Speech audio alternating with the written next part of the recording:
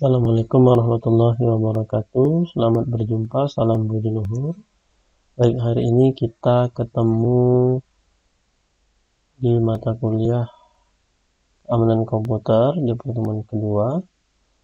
Kalau di pertemuan pertama kemarin kita sudah membahas mengenai dasar keamanan. Nah, di pertemuan kali ini kita akan membahas mengenai mengamankan sistem operasi atau securing operating system. Oke, kita akan membahas terlebih dahulu mengenai berita keamanan atau security news. Nah, jadi bila kita lihat sampai sekarang, berita sekarang itu malware kebanyakan menyerang sistem operasi Windows dan bukan berarti sistem operasi yang lain itu tidak bisa diserang atau tidak terkena, atau Linux juga tidak terkena, atau Mac OS juga tidak terkena, tapi memang kebanyakan karena di seluruh dunia ini itu kebanyakan dari perusahaan maupun perorangan menggunakan sistem operasi Windows. Jadi si penyerang itu mencoba untuk menyerang sistem operasi Windows. Terus berikutnya ransomware adalah jenis malware yang mengenkripsi file dan folder. Yang terjadi baru-baru ini bisa dilihat di layar di sebelah kiri.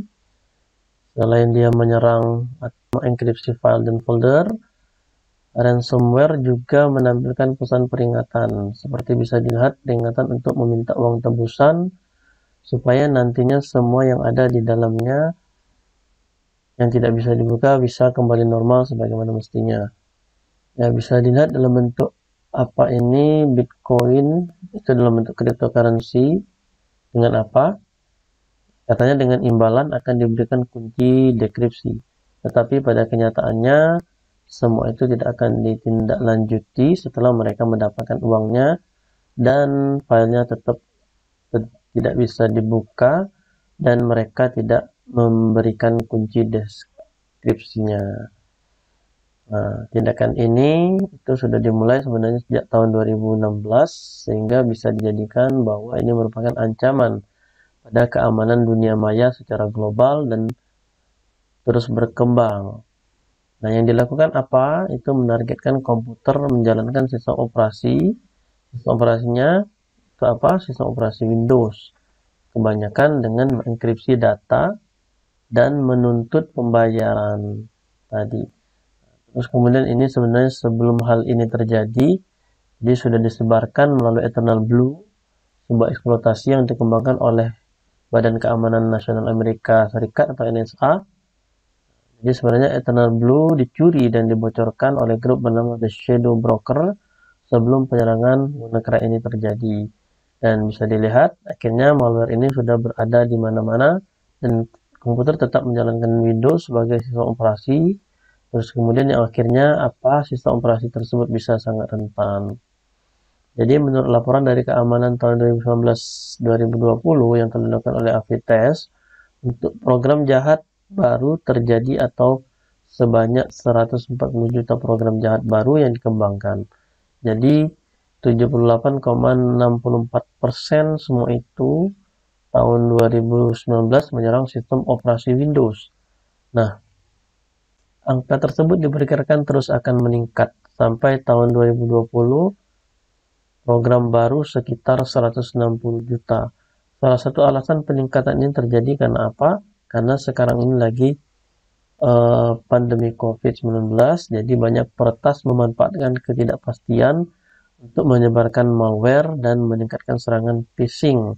Hasilnya, presentasi malware yang menyebar ke komputer Windows meningkat menjadi 83,45% pada kuartal pertama di tahun 2020. Tujuan pembelajaran dari keamanan komputer ini yang pertama itu adalah keamanan sistem, kemudian ancaman terhadap keamanan sistem, bagaimana malware menyebar, panduan untuk operasi Windows keamanan sistem, perlindungan firewall dalam Windows, sistem file enkripsi Windows, bagaimana cara menyembunyikan file dan folder, alat atau tools keamanan Windows, sumber daya di internet untuk keamanan komputer. Berikutnya kita masuk ke slide keamanan sistem atau sistem security. Nah, bila kita lihat sistem operasi dan aplikasi adalah tempatnya kelemahan keamanan. Karena apa? Sangat rentan. Bisa dilihat tadi dari slide sebelumnya bahwa sistem operasi Windows sangat rentan diserang oleh malware. Begitu juga dengan aplikasi yang bila kita download, aplikasi sembarangan, game, tentunya bisa menjadi tempatnya kelemahan keamanan. Kita tidak tahu apakah aplikasi tersebut benar-benar sudah valid, benar-benar meyakinkan ketika kita install. Bisa saja di dalamnya terdapat virus. Kemudian, vendor perangkat lunak biasanya mengembangkan tambalan untuk mengatasi kekurangan ini. Jadi biasanya jika kita mempunyai sistem operasi Windows, kita menggunakan laptop yang menggunakan PC yang di dalamnya itu adalah sistem operasi Windows, tentu saja di dalamnya itu pasti ada patch, ada lubang keamanan. Tidak hanya PC, tidak hanya laptop, yang di dalamnya sudah terinstall sistem operasi Windows atau sistem operasi Mac atau sistem operasi Linux. Bisa saja di dalam handphone kita, bisa di dalam iPad kita atau tablet kita, yang di dalamnya sudah terinstall dengan sistem operasi Android. Tentu saja biasanya setiap minggu, setiap 2 minggu, atau setiap bulan itu akan meminta perbaikan. Untuk apa? Sebenarnya untuk menutupi tambalan atau patch. Biasanya seperti itu. Atau biasanya game-game kita minta diupdate. Tentunya untuk apa? Untuk menutupi kelemahan-kelemahan atau bisa mengupdate tambahan fitur-fitur baru. Jadi pengguna harus menginstal patch dan mengkonfigurasi file perangkat lunak. Nah, karena vendor sudah menyediakan atau mengembangkan patch-nya untuk bisa diupdate, jadi pengguna juga harus menginstal patch-nya. Harus mengikuti perkembangan ketika sistem operasinya itu diminta untuk update. Ketika kita diingatkan untuk update, kita harus mengupdate segera. Mengupdate untuk apa? Untuk mengatasi hal-hal yang tidak diinginkan. Misalnya dari serangan-serangan virus atau terjadi penyusupan pada sistem. Oleh sebab itu, jika kita sudah menginstal patch, sudah mengupdate, tentu saja penyesuaian terhadap sistem operasi itu dapat dicegah dengan menerapkan keamanan pada waktu yang tepat, ya waktu update-nya tersebut biasanya kita lakukan. Yang berikutnya adalah ancaman terhadap keamanan sistem atau threat to system security. Jadi ada beberapa ancaman terhadap keamanan sistem, yaitu ada virus atau worm, ada backdoor, ada rootkit, ada trojan, ada logic bomb. Yang pertama adalah virus. Seperti yang kita tahu, virus yang ada di dalam komputer kita, ada dalam sistem operasi, ada dalam laptop kita, dalam PC, ada di dalam tablet kita, ada dalam handphone kita. Itu bukan virus COVID ya, seperti yang sekarang sedang merebak. Tapi virus yang dimaksud ini adalah memang virus program komputer. Jadi program atau aplikasi yang sudah sengaja dibuat yang mereplikasi dengan menyalin dirinya sendiri ke program lain, ke boot sektor sistem atau dokumen, dan mengubah, bisa juga merusak file komputer dan aplikasi lainnya. Jadi bisa merusak sistem operasi kita, dokumen-dokumen kita, bisa merusak file-file kita, bisa merusak aplikasi-aplikasi yang ada di dalam laptop kita, dalam PC kita, di dalam handphone kita. Berikutnya ada worm. Nah, worm ini termasuk bisa dikatakan virus yang menggandakan diri, yang tidak mengubah file, tapi berada di dalam memori komputer dan bereplikasi diri, memperbanyak dirinya. Jadi worm ini adalah sebenarnya bukan virus yang seperti dikatakan sekarang ini, atau virus COVID. Sama saja, worm ini juga sebuah program yang memiliki kemampuan dalam mereplikasikan diri. Tujuannya apa? Untuk mentransfer dirinya ke komputer dan memperlambat sistem komputer di dalamnya, sehingga komputer tersebut tidak bisa berjalan sebagaimana mestinya. Dan berikutnya adalah backdoor. Nah, backdoor ini bisa dikatakan adalah sebuah istilah bahwa merupakan cara tidak sah untuk mengakses sistem dan melewati mekanisme keamanan. Jadi backdoor ini juga termasuk aplikasi atau perangkat lunak yang memang sudah dibuat program untuk mengakses sistem, untuk mengakses aplikasi atau jaringan tanpa harus melalui proses autentikasi. Jadi backdoor ini secara diam-diam disisipkan sehingga pengguna tidak mengetahui adanya backdoor di dalam sistemnya. Dan akibatnya apa? Akibatnya pembuat backdoor tadi dapat masuk dan mendapatkan hak akses ke dalam sistem, bahkan juga dapat mengakses keseluruhan sistem. Ada beberapa cara yang dapat digunakan untuk masukkan backdoor ke dalam sebuah sistem. Bisa juga backdoor ini masuk ke dalam sebuah website seperti melalui tema, bisa juga melalui plugin, melalui folder yang diupload, atau melalui config. Nah, biasanya plugin config ini ada di dalam website. Website yang menggunakan plugin-plugin tambahan atau config-config yang mesti diperbaiki, sehingga menggunakan config tambahan yang harus kita download, kemudian kita sisipkan, bisa juga melalui folder include. Jadi folder include yang ada file include, terus kemudian ada file plugin, ada file tema, ada file upload, ada file config, yang semuanya itu harus di-download, kemudian kita masukkan ke dalam website kita. Nah, itulah yang kita tidak tahu, yang ternyata di dalam file-file tersebut sudah ada virus. Virus yang sudah disisipkan sehingga secara tidak langsung ternyata si penyerang sudah berada di dalam website kita. Tadi melalui plugin tadi, melalui config tadi, melalui include tadi, dengan leluasa bisa mengakses keseluruhan sistem kita, keseluruhan website kita. Nah, ini tujuannya yang lain apa?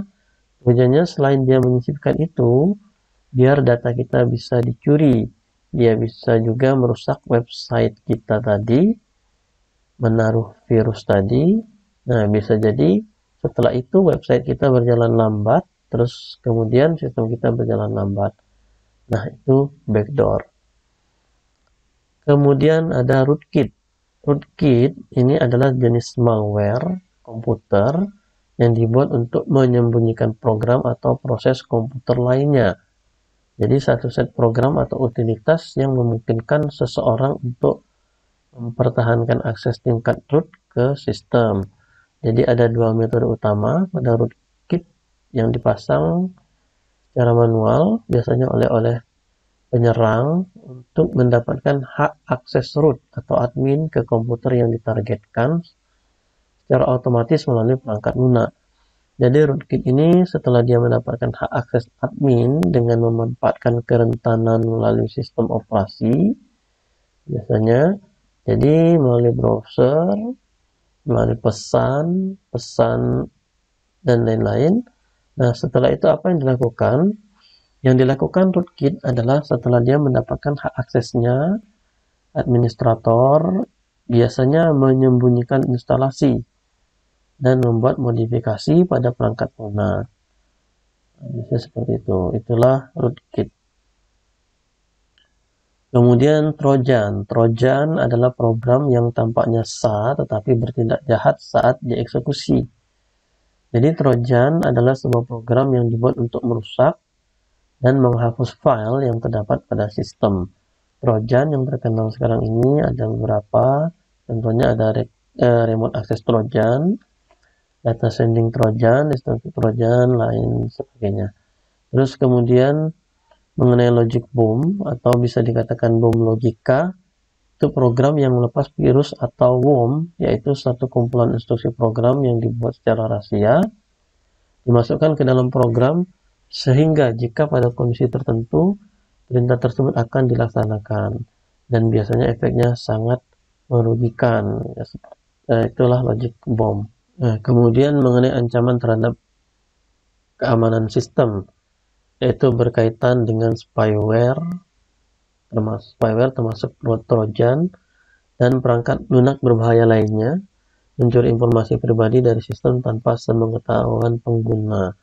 Dan spyware ini biasanya bisa membocorkan data dan informasi dari user komputer yang selanjutnya informasi tersebut akan diberikan kepada pihak lain atau pihak luar tanpa diketahui oleh user tersebut.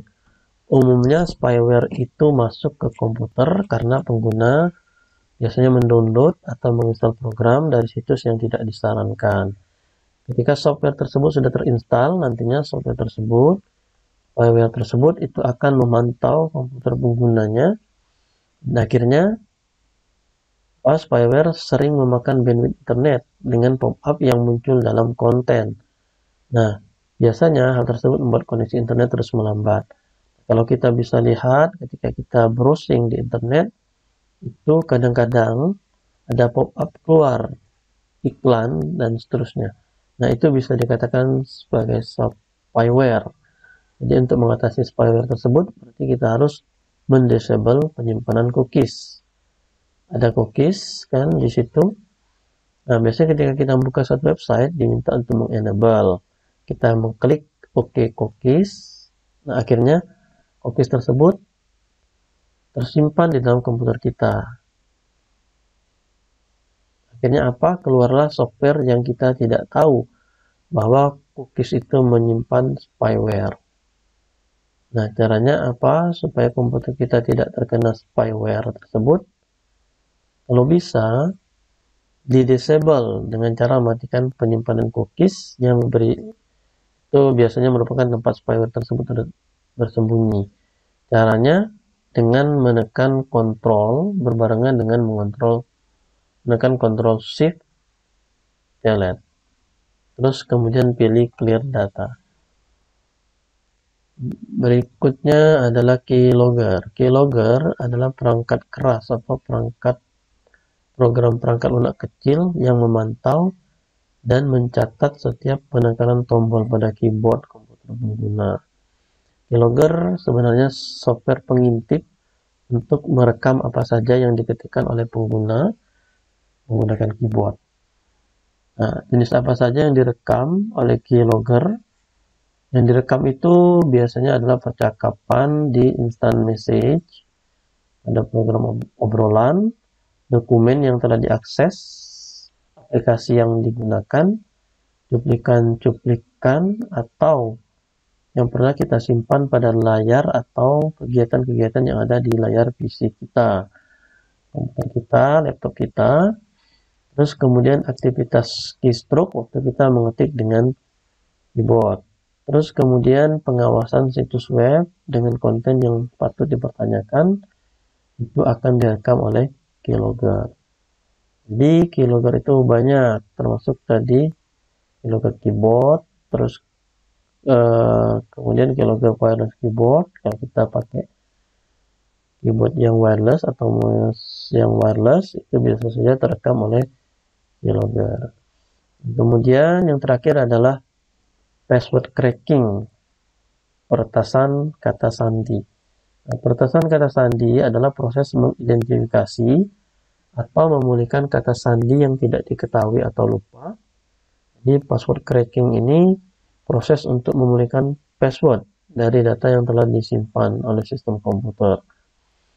Cracking mencoba membuka sebuah password yang telah terenkripsi dengan menggunakan sebuah algoritma dengan cara mencoba semua kemungkinan. Nah, password cracking itu mengacu pada sebuah proses mendapatkan password dari data yang dilindungi dengan password. Banyak metode penyerangan dengan password cracking ini biasanya menggunakan kriptografi, dan sampai saat ini penyerangan tersebut masih dianggap efektif untuk memecahkan password. Di antaranya brute force attack, ada brute force detail attack, kemudian ada rainbow table attack, dan macam-macam. Nah, ini kita lihat di slide berikut ini. Kita lihat, jadi password cracking atau peretasan kata sandi adalah proses mengidentifikasi atau memulihkan kata sandi yang tidak diketahui atau lupa. Banyak penyerang yang menggunakan. Sebenarnya ini beberapa saja yang ditampilkan di sini, tapi sebenarnya banyak jenis-jenis penyerangan menggunakan password cracking ini. Nah, ini adalah cara-cara penyerang untuk menyerang server kita.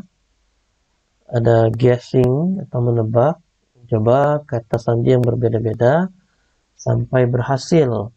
Dicoba terus, tapi pertanyaannya adalah berapa lama percobaan yang dilakukan tersebut. Nah, kemudian ada brute forcing. Ini metodenya adalah dengan mencoba kombinasi semua karakter sampai kata sandi yang benar ditemukan. Jadi A, B, C, semua password gabungan angka, huruf, semua dicari. Yang ini benar atau tidak, seperti itu. Kemudian ada dictionary attack. Ini menggunakan daftar kata yang telah ditentukan sebelumnya. Jadi penyerang itu mencoba mendaftar atau membuat list password, misalkan password pertama, kedua, password ketiga sampai password 100, kemudian dicoba. Nah, ini dinamakan dictionary attack. Nah, ada lagi dia memperhatikan seorang mengetik kata sandi, dilihat dari belakangnya. Nah, ketika di ATM itu hati-hati. Makanya ketika kita mengetikkan PIN itu harus ditutupi. Kalau kita lihat di ATM itu ada penutupnya, biasanya di atasnya. Nah, itu tujuannya adalah fungsinya untuk menghalangi supaya ketika orang mengetik PIN ATM itu tidak kelihatan. Seperti itu. Nah, kalau ketahuan oleh orang yang tidak berhak atau oleh orang yang jahat, nah, itu dinamakan shoulder surfing. Jadi bisa saja orang jahat itu memperhatikan kita mengetik PIN, termasuk tidak hanya di ATM, bisa saja di handphone kita, itu juga harus hati-hati. Kita bisa lihat di sekeliling kita terlebih dahulu sebelum kita masukkan PIN di dalam handphone kita, termasuk password, misalkan password e-commerce dan sebagainya, itu harus hati-hati. Nah, berikutnya adalah social engineering. Menipu orang untuk mengungkapkan sandi mereka atau informasi lain yang dapat digunakan untuk menebak kata sandi. Bisa saja ditipu. Tentunya caranya dengan apa? Misalkan dengan rayuan. Misalkan cowok itu dirayu dengan cewek. Kemudian pura-pura berkenalan, kemudian ketika mungkin saat itu kebetulan cowoknya sedang membuka e-banking di dalam laptopnya, kemudian bisa saja dengan rayuan-rayuan maut si cewek tersebut akhirnya kerayu dan seterusnya, atau pura-pura kenal, menegur dan sebagainya. Nah, itu cara-cara social engineering. Nah, bila kita lihat pada gambar itu ada korban sebenarnya dia mengkoneksikan ke dalam servernya, tapi itu ada penyusup untuk mendapatkan apa? Passwordnya. Ada penyusup, ada penyerang untuk mendapatkan passwordnya. Jadi sebaiknya kita harus hati-hati terhadap penyerang, hati-hati mengamankan password kita terhadap penyerang. Nah, berikutnya bagaimana malware menyebar. Bisa kita lihat di sini ada 3. Pertama bisa melalui lampiran email, kedua melalui memori stick USB, yang ketiga melalui situs web yang terinfeksi. Nah, yang pertama melalui lampiran email. Bila kita lihat sehari-hari ada saja email masuk ke dalam spam, dan kita lihat email itu berisi lampiran yang kalau bisa kita jangan sampai klik. Karena apa? Bisa saja di email tersebut berisi malware. Nah, ketika kita klik, malware tersebut terinstall ke dalam komputer kita, dan ini membahayakan bagi komputer kita. Nah, berikutnya melalui memori stick USB. Nah, misalnya ketika kita punya USB, terus kemudian kita memberikan file kita, mungkin kepada teman yang memerlukan, file yang kita punya mungkin berupa doc dari dokumen Microsoft Word, atau yang lainnya, file yang lainnya. Nah, kemudian ketika kita sudah menghubungkan USB kita tersebut ke dalam komputer teman kita atau laptop teman kita atau PC-nya, Bisa saja yang kita tahu bahwa laptopnya, PC-nya itu sudah terkena virus dan kemudian masuk ke dalam USB kita, dan akhirnya virus tersebut mencoba membuat file atau run dan ekstensi INF yang merupakan sistem tersembunyi dalam file yang hanya bisa di-read. Nah, dia saat kita buka punya kita lagi, kemudian kita masukkan USB kita di dalam laptop kita sendiri, maka file atau ROM tadi itu akan aktif masuk ke dalam sistem yang ada di laptop kita. Seperti itu. Jadi bisa saja pindah dari laptop atau PC orang lain ke USB kita. Terus kemudian masuklah ke dalam laptop kita ketika USB tersebut dipindahkan ke dalam laptop kita. Nah, kemudian yang berikutnya, melalui situs web yang terinfeksi. Bisa saja ketika kita mengunjungi situs web, situs tersebut sudah mempunyai program tertentu yang akhirnya menyusupi laptop kita atau sistem yang ada di dalam laptop kita. Nah, ketika dilakukan penginstalan dalam sistem kita, nah apa yang diinstal itu perangkat lunak yang berbahaya yang kita tidak tahu, yang dirancang untuk mencuri informasi pribadi yang ada di dalam komputer kita. Kadang-kadang ketika kita klik, kalau memang sistem komputer kita itu bagus, ada firewall Windows, ada firewallnya, atau Windows Defender-nya, nah otomatis dia akan memberikan informasi bahwa situs tersebut berbahaya dan tidak layak untuk dikunjungi. Nah, ini ada contoh dari bagaimana malware itu menyebar. Bisa kita lihat di dalam email kita biasanya masuk ke dalam spam, ada pesan seperti ini. Dan ini kalau bisa jangan diklik karena itu sangat berbahaya. Bisa jadi si penyerang itu mengirimkan virus ke dalam pesan tersebut. Kemudian ketika kita klik, dia akan otomatis menginstal ke dalam sistem kita. Dan akhirnya sistem kita akan terkena virus tersebut. Nah, untuk yang berikutnya, di sini aplikasi. Tadi ada auto run INF bahwa aplikasi tersebut kelihatannya bagus. Nah, yang jadi berbahaya ketika kita klik actionnya, kemudian kita lakukan penginstalan, dan ini sudah masuk auto run informasinya, nah INF-nya, sehingga nanti akan mengenai ke dalam sistem kita. Ini nantinya otomatis akan merusak ke dalam sistem kita ketika file actionnya ini diinstal. Malware menyebar itu melalui download.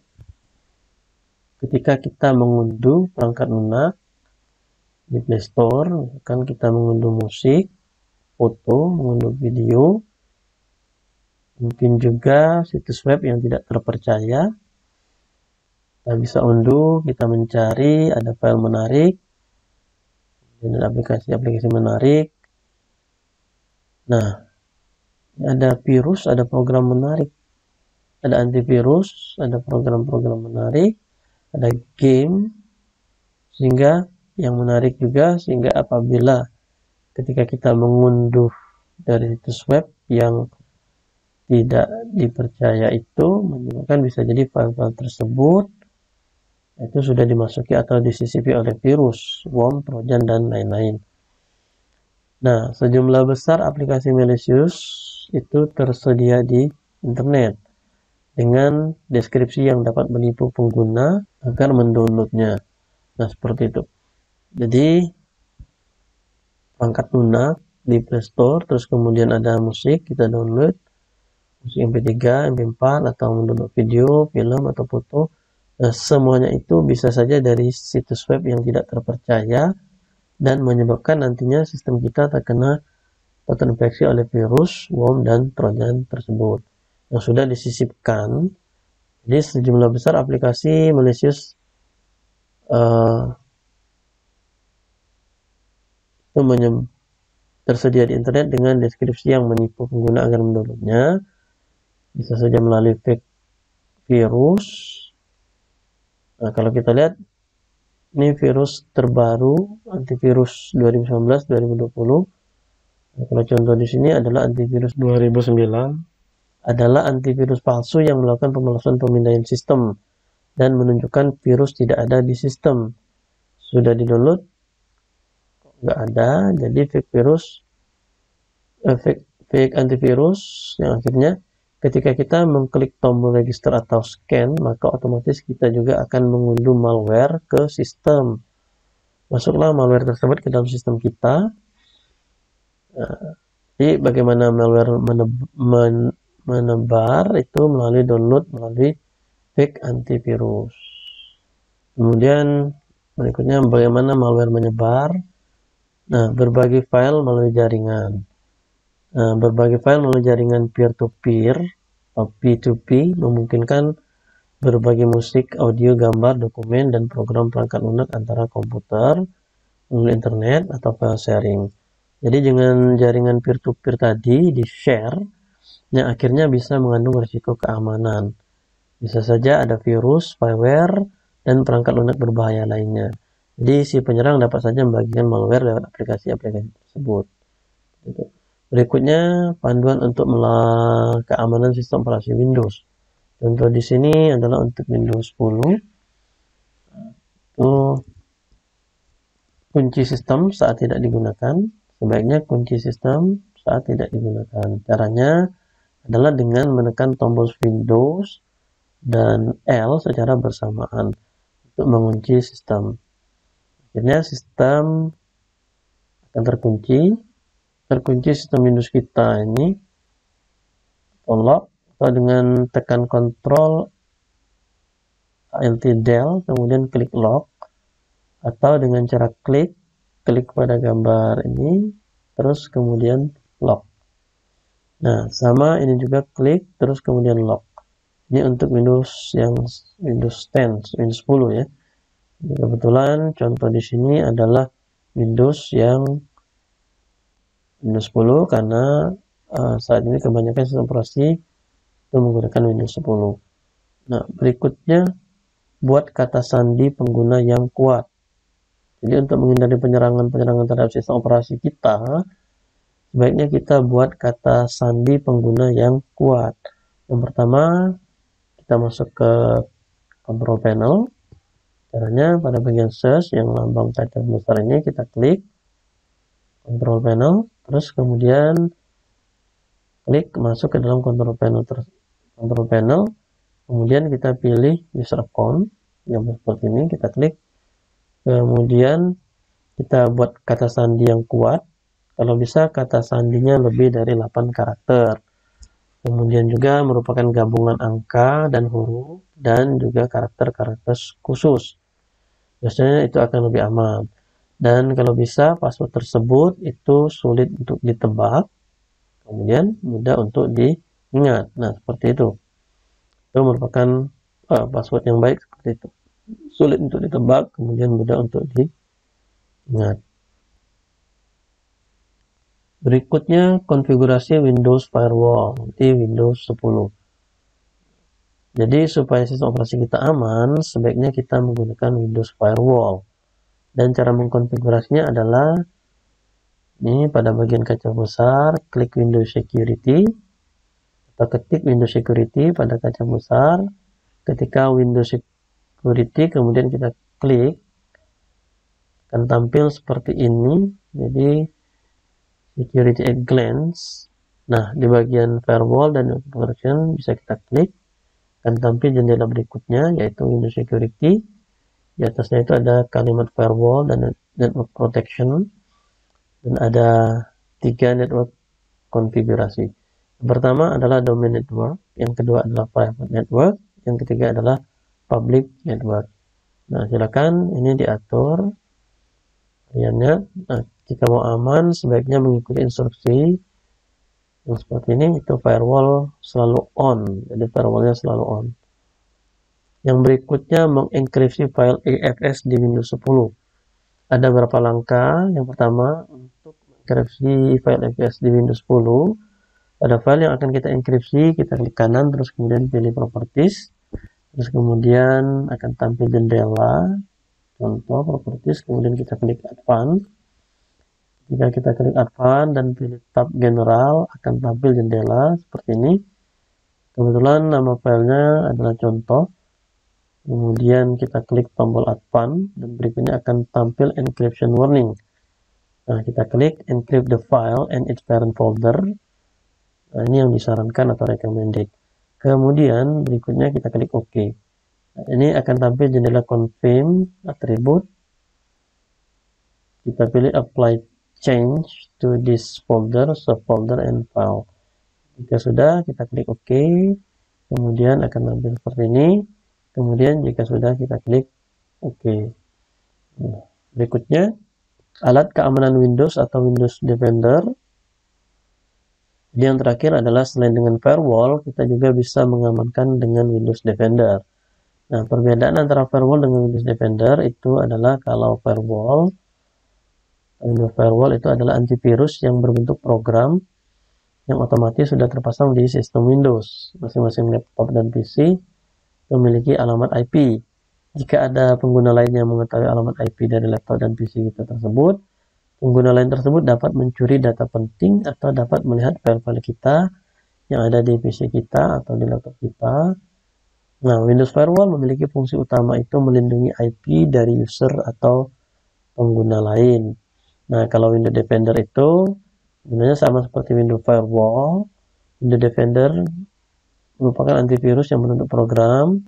Windows Defender merupakan pengganti dari Microsoft Security Essential.